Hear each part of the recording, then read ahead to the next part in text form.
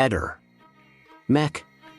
Pallister. Le indagini sull'omicidio di Pierina Paganelli, avvenuto a Rimini il 3 ottobre 2023, hanno recentemente portato alla luce un elemento potenzialmente cruciale.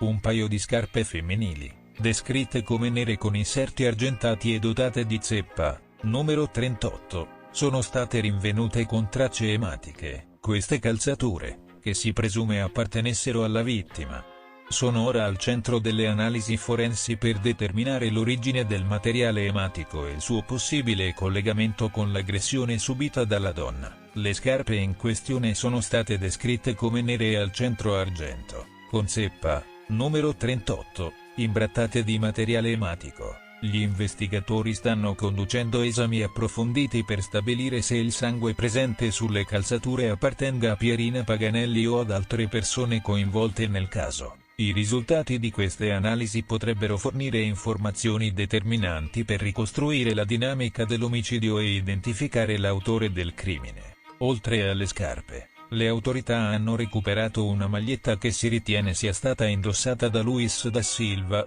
il principale sospettato, la notte dell'omicidio. Secondo quanto riportato da fonti investigative, la maglietta potrebbe contenere tracce che collegherebbero da Silva alla scena del crimine. Inoltre, un filmato estratto dal sistema di videosorveglianza di una farmacia situata di fronte alla rampa dei garage mostra una persona con fattezze simili a quelle di Da Silva, fornendo ulteriori elementi a supporto delle indagini. L'analisi delle tracce ematiche sulle scarpe potrebbe rivelarsi decisiva per confermare o escludere la presenza di Pierina Paganelli sulla scena del crimine e per identificare eventuali contatti con l'aggressore.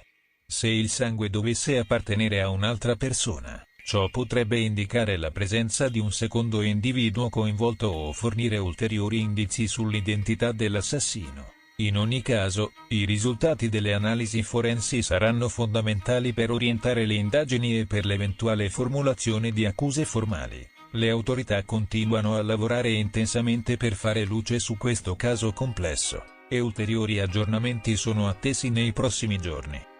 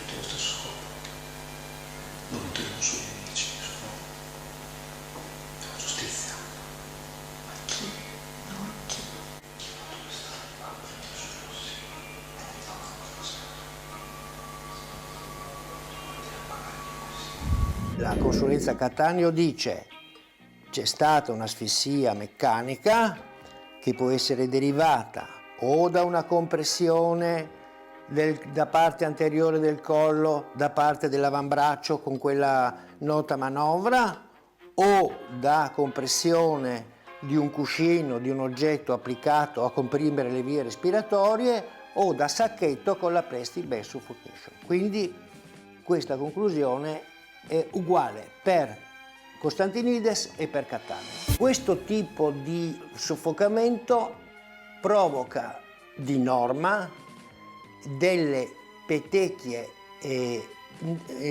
a livello della congiuntiva.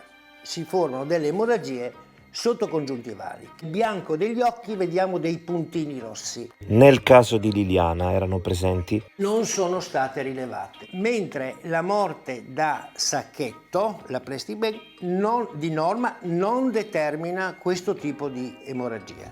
La persona ha il sacchetto in testa, respira, inspira, il sacchetto si attacca al naso, alle vie respiratorie e quindi non può più respirare. Espira, il sacchetto si stacca e questo succede più volte. Procedendo in questo tipo di manovra, che appunto è dolce, non è brusca, perde i sensi e quindi non ha l'istinto di togliersi il sacchetto dalla testa. La stessa professoressa Cattaneo dice: questa frattura è avvenuta poco prima della morte o poco dopo, poi rimortale. Poco dopo, se ci fossero stati dei movimenti, delle manipolazioni del cadavere che non ci risultano. Quindi pone evidentemente una riserva. Questo vuol dire che se ci fossero state delle manipolazioni, questo avrebbe potuto determinare questa frattura. E questo lo confermo. Questo video mostra che una manipolazione significativa c'è stata. Nel momento in cui è stato conferito l'incarico alla Cattaneo, diciamo tutti gli elementi erano già stati cristallizzati, quindi raccolti, quindi documentati, quindi certificati e quindi ripresi. Io penso che la Cattaneo, sì, ha avuto modo di esplorare tutto quello che c'era nel fascicolo. A mio parere quelle lesioni potevano essere derivate da colpi inferti da terzi, sono stato il primo a dirlo. Perché, e questa è una cosa anche da dire, da sottolineare, perché l'abbiamo detto, Sebastiano Visintin non si rassegnava al fatto che la moglie potesse essere morta suicida e quindi voleva capire la verità quale fosse.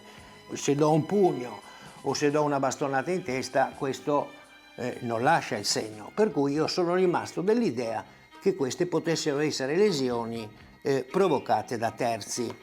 E per questo motivo abbiamo chiesto un approfondimento e prima che intervenissero i consulenti attuali delle altre parti dei familiari, noi abbiamo deciso di opporci all'archiviazione, non dopo perché ci siamo accodati, come qualcuno ha detto sbagliando. Sebastiano è una persona reale, viva, capisce?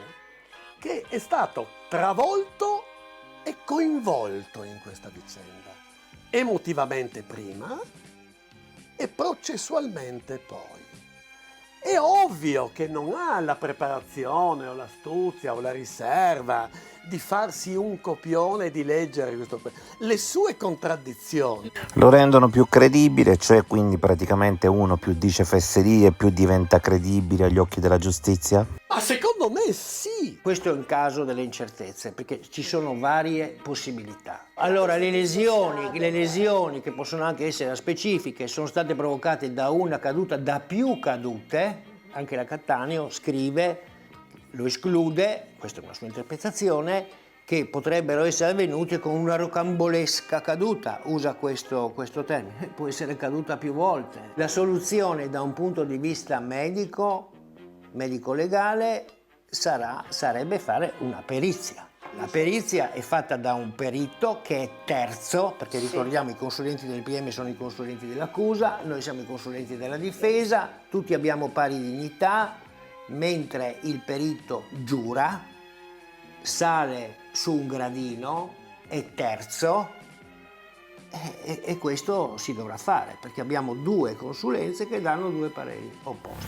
Io in cuor mio penso che non dovrebbero esserci indagati, però è corretto individuare, secondo me, tutte quelle persone che anche successivamente al 14 dicembre, come dire, hanno manifestato particolari interessi in questa vicenda, quasi a voler mettere le mani davanti e hanno detto tante di quelle cose che vanno magari esplorate. Non è che c'è un elemento di novità a fronte del quale vi è la necessità che Sebastiano Visintin venisse formalmente indagato. Proprio su questo canale, ancora una volta su questo canale, molto tempo, molti mesi, forse pure anni prima degli altri, abbiamo parlato di una sosia ben precisa, scoprendo che addirittura conoscesse Sebastiano e scoprendo che addirittura ha gestito insieme a Pier Giorgio il ristorante Nuova Addolina, che poi falliva probabilmente negli stessi giorni in cui Liliana spariva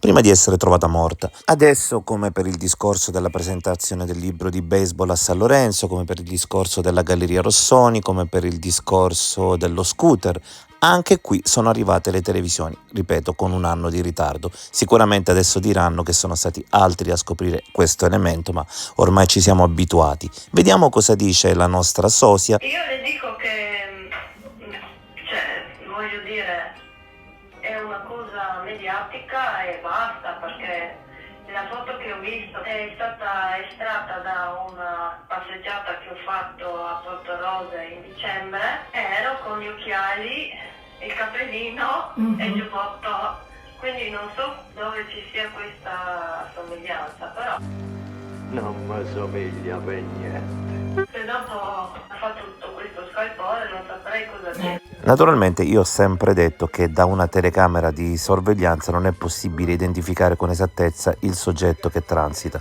Comunque, tu dov'eri il 14 dicembre di mattina? Io lavoravo perché avendo un fruttivendolo.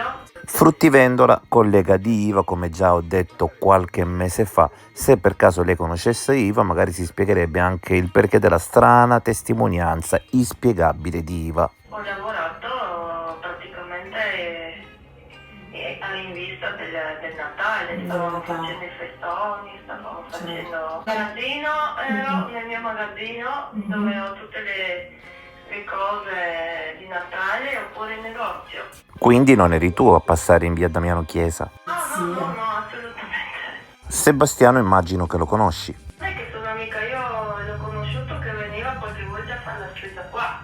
Liliana la conoscevi? Conosci Pier Giorgio? Io conoscevo tutti quanti di vista. Naturalmente quando una persona risponde dicendo la verità non viene voglia di dubitare, ma in questo caso che la sosia dica che conosce Sebastiano, Liliana e Pier Giorgio di vista fa un pochettino ridere, perché Facebook è pieno di loro foto insieme e a quanto pare si sono trovati in collaborazione nella gestione della Nuova Addolina, un sacco di foto insieme. E allora perché negarlo? Perché non dire la verità e dire che li conosce solo di vista?